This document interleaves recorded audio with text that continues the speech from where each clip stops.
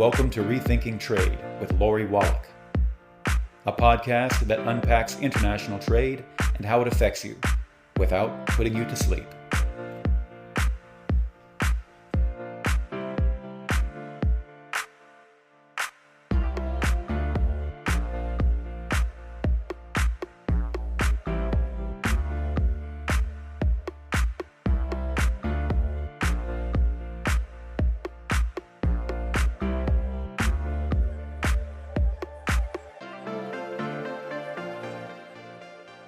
Welcome to Rethinking Trade with Lori Wallach. I'm Lori Wallach, and today we're going to be talking about something that cuts kind of close to everyone's day-to-day. So how many folks were on an airplane at some point over the holidays? You're flying along, if you got onto that plane, if there wasn't a meltdown, and you're looking at the plane and you're thinking, wow, what a marvel. I'm glad they take these things apart and fix them all up every certain number of hours it's been in the air. What we're going to talk about today is something most folks don't realize has happened, and that is the offshoring of that incredibly important overhaul, deep maintenance of the aircraft, those regulatorily required inspections that happen every certain air miles, that those are being done by FAA certified mechanics with FAA inspectors looking at them, and not so much anymore. And today we're very fortunate to have two great guests who know the details of this aircraft maintenance offshoring mess. Gary Peterson is an international vice president of the Transport Workers Union. He's the former Air Division director. Now he's the executive director to the international president of the union. And he's an aircraft mechanic by trade. He's had the training, he's had the certification, he's actually done the thing. He worked for American Airlines at O'Hare in Chicago and in Fort Worth, in Miami. Before that, he was a crew chief doing maintenance on aircraft in the Air Force. So the guy knows what he's talking about. Bill McGee. He is my colleague at the American Economic Liberties Project, where he's senior fellow for aviation and travel. He is pretty much the country's #1 expert on aviation consumer safety and consumer rights. He spent 22 years at Consumer Reports, which us old folks think of as Consumers Union. He's also an FAA licensed aircraft dispatcher. He spent 7 years in airline flight operations management. So he also knows from whence he speaks. He is also an incredible expert. So, gentlemen, this business of aircraft maintenance offshoring seems to be a really serious safety issue. It also seems to be a classic race to the bottom, globalization, greedy offshoring of good jobs question. And it certainly affects the day-to-day health and safety of the entire flying public. Bill, can you give us like a general description of how the Hades we ended up in a situation where some such important job has been outsourced and what it means for our safety? So as far as the industry goes, we had a model that worked, and I think Gary would agree, worked pretty effectively for most of the 20th century. All the major airlines, at least in the U.S., and there were many more of them then. Unfortunately, consolidation has changed that, but they all had in-house maintenance. I worked in my career. I spent 7 years, and the two happiest years in my career were spent at Pan Am in New York. I worked for the Pan Am shuttle, and we had maintenance facilities at Kennedy Airport. And the work was done in-house. It was done by licensed mechanics, yes, unionized licensed mechanics. And the FAA had an office that was about 3 miles away. And FAA inspectors had the ability 24/7, anytime they wanted on a Sunday morning, to come in. They used to call it kick the tires and watch what people were doing. And why is that important? Well, without that, there's no safety net. I mean, we're basically trusting the free market to do the right thing. And when you outsource, that's effectively what you're doing. You're allowing the airlines to go on the honor system. Now, I, for one, do not think that the airline industry deserves to be on the honor system. In terms of the frontline inspectors, their job is to come and make sure that everybody in the airlines are doing things right. A lot of this can be traced to 1978. When the airline industry was deregulated, what we saw is that over time, the race to the bottom, it really affected labor in big ways that Gary can speak to better than I can. But from the consumer perspective, what that meant is it began this huge outsourcing movement in the 80s and 90s and into the 21st century. And when I wrote my book, Attention All Passengers, I did research and I went all over the world. I went to some of the maintenance facilities. I've talked to so many people who use the word sacrosanct. They used to say it was sacrosanct, that you didn't touch with maintenance. It was safety. And if you're going to cut money on meals or this or that or service, it's one thing, but you don't mess with maintenance. Well, that mindset changed, I would say, around the 1990s. And suddenly you have a lot of people running airlines that have no airline experience, which to me should not be allowed, quite frankly. They worked at a bank or they worked on Wall Street, and they come in and now they're making decisions, and, they're bean counters. And somebody comes to them and says, well, look, if we do it in-house, this is what it's going to cost. But, we can go to El Salvador, or we can go to Brazil, or we can go to Mexico or China or Singapore, and we're going to pay a lot less.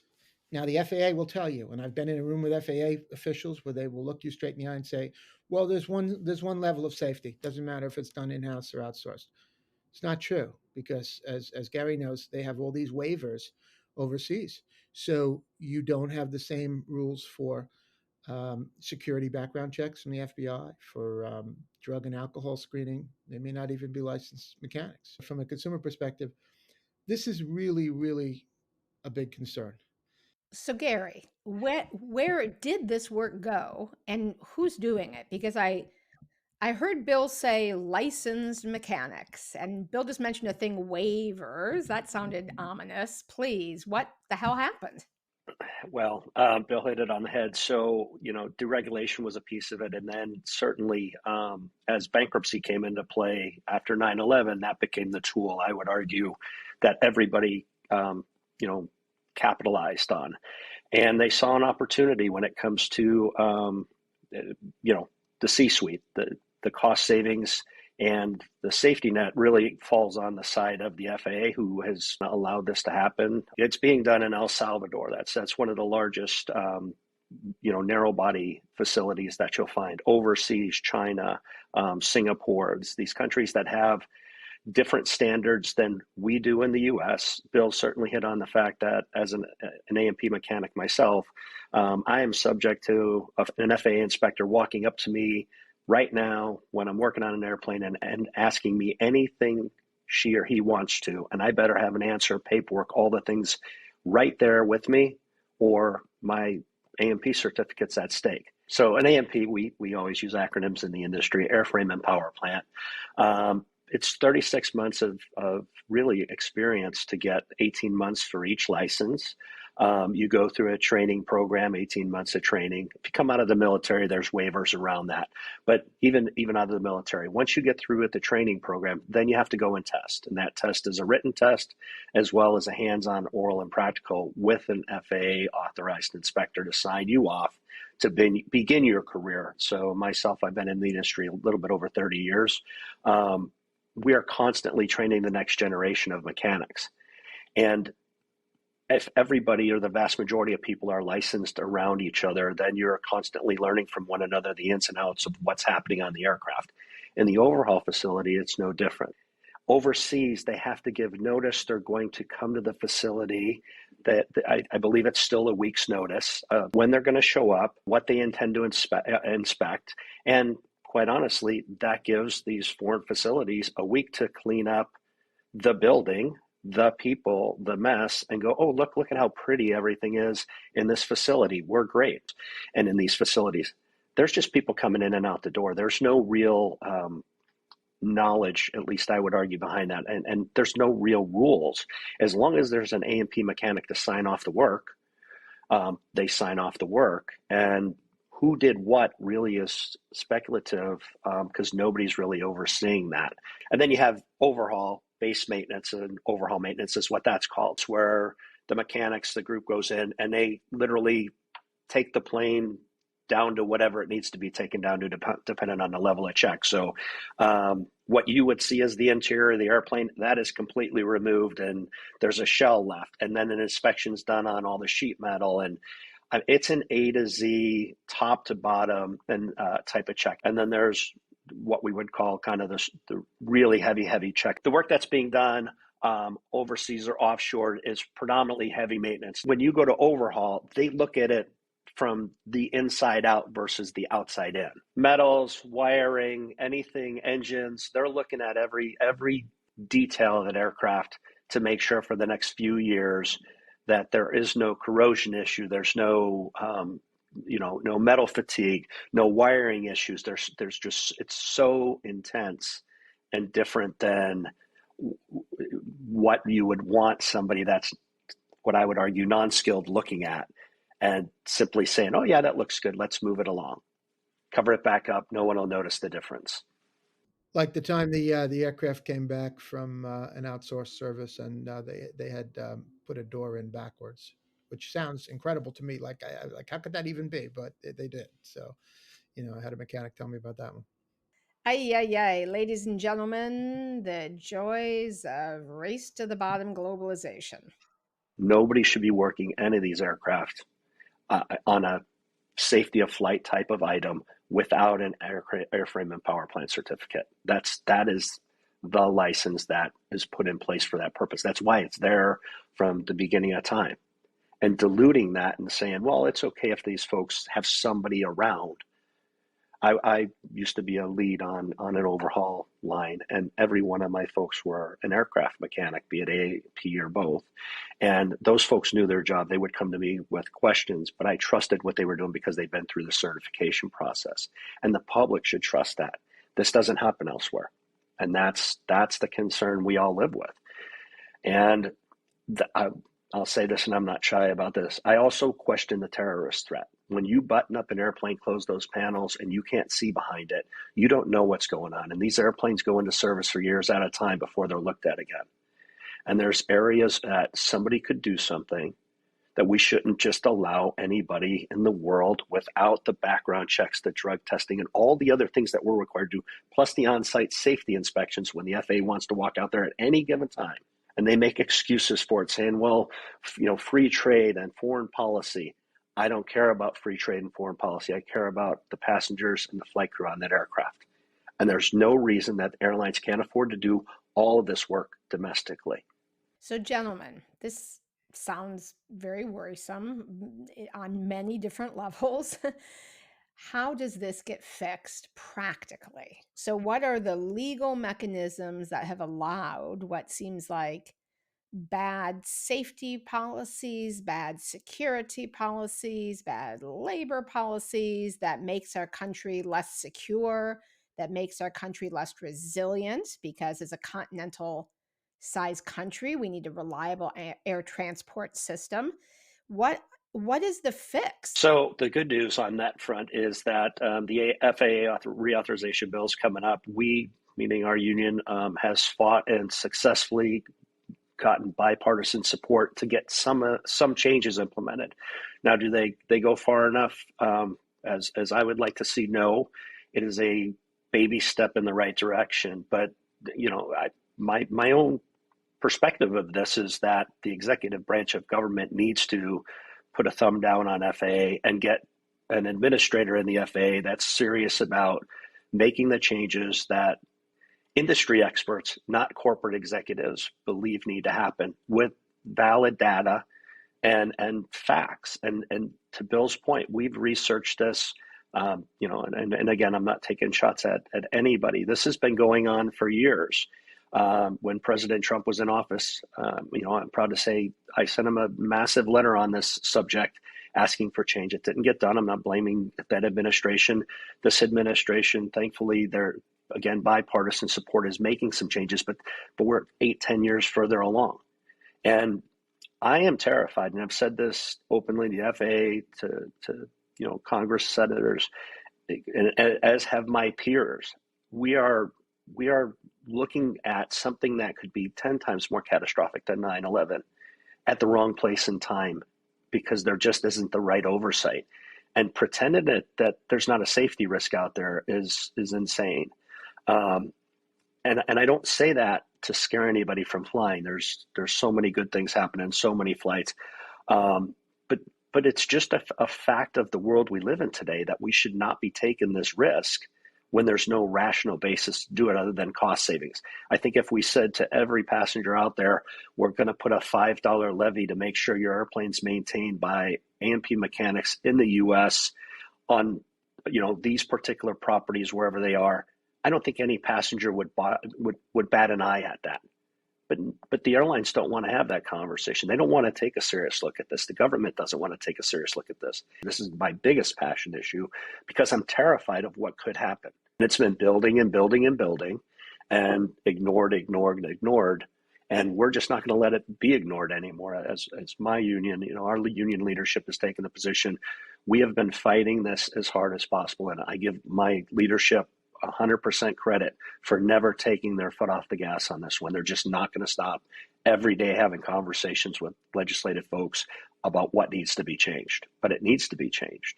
So part of the answer is in this it sounds like is in this FAA reauthorization bill. So changing the actual law.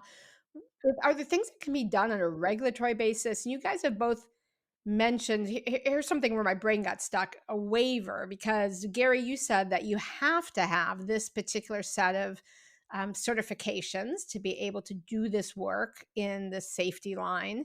Yet somehow these people in these other countries don't have the certification. So how is it they're following the regs? There must be some trick in there. Yeah, the trick is that you got to have an A&P mechanic signing for the work. That's the trick, because the facility is what the FAA certifies. And there's a real easy answer for this. There's a real easy answer. I can fix the government's problem right here. You don't recertify a facility unless they meet this, this, and this. And then you don't have to worry about it because they don't meet what your standard is.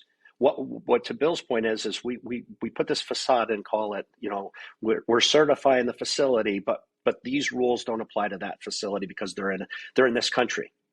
In order to recertify a facility or to certify a facility as the FAA, you must do this, this, this, and this. The drug testing is a great example of it. Our mechanics, we're safety sensitive. We are subject to drug testing at any time, alcohol testing at any time, and it is a short window to get that test done, or you're terminated and your certificate's lost, so to speak, or at least in jeopardy, unless you have some real valid reasons why not. That doesn't happen overseas. Again, there's easy corrections, at least in my view, but I'm not into the politics of global politics and how it might affect other things. It's no different than any of these other conversations they have. We have huge rules that we put in place in the US, and then we say, well, others don't have to follow them. It's time people follow them, or corporate leadership has to follow the same rules through us, and the government's responsible for that.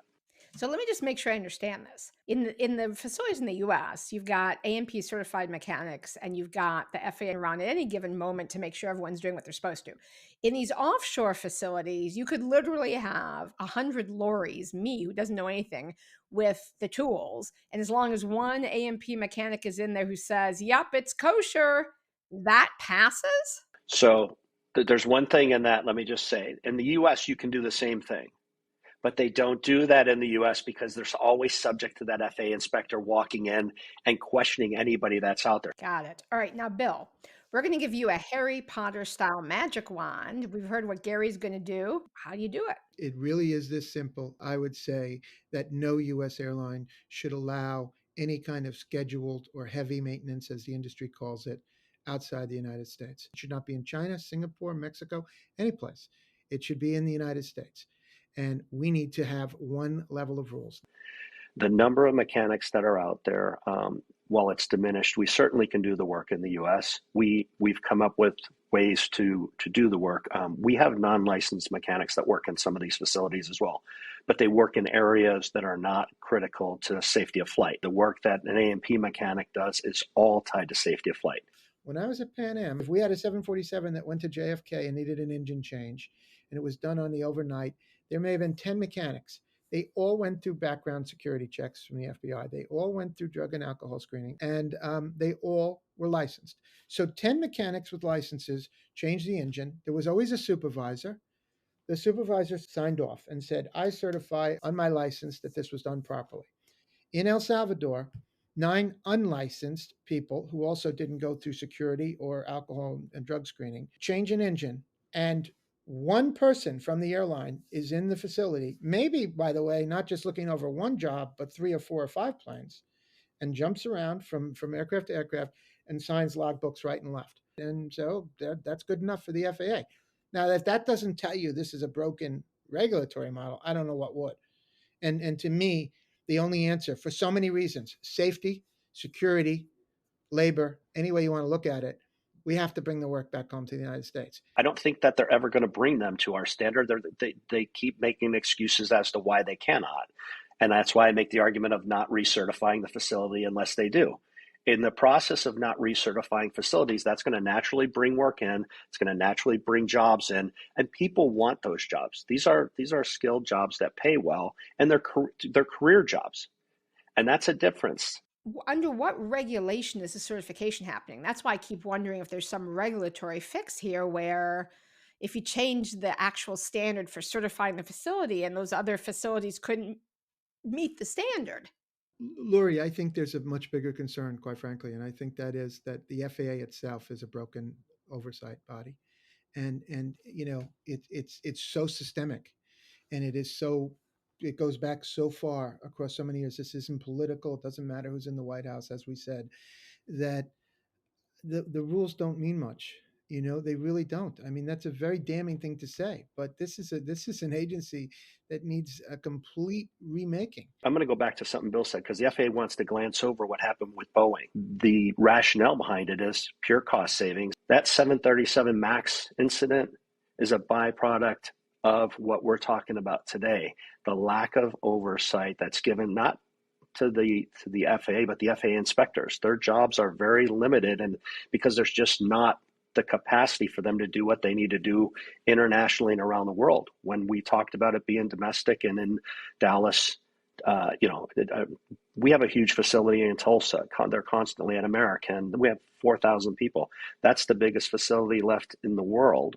We've fought for that as a union, and we've been able to maintain that, as well as the largest line maintenance operation through negotiations at American. But American is a single carrier that, while they do outsource, it's much more limited than everybody else. When I was working on my book, I did what I thought was a very simple thing. I sent an email to the FAA and said, could you please give me a complete list of all facilities that are approved by the FAA worldwide in every country? And I also asked it of some of the major airlines. After a lot of back and forth, weeks and months went by, and I finally got an answer from one of the airlines, and they said, we don't have a definitive list of where the work is going. And the FAA came back to me and said, we're not sure where all the work is being done. I said, well, then how in the world can you possibly know it's being done well or not if you don't even know where? Now think about that a moment.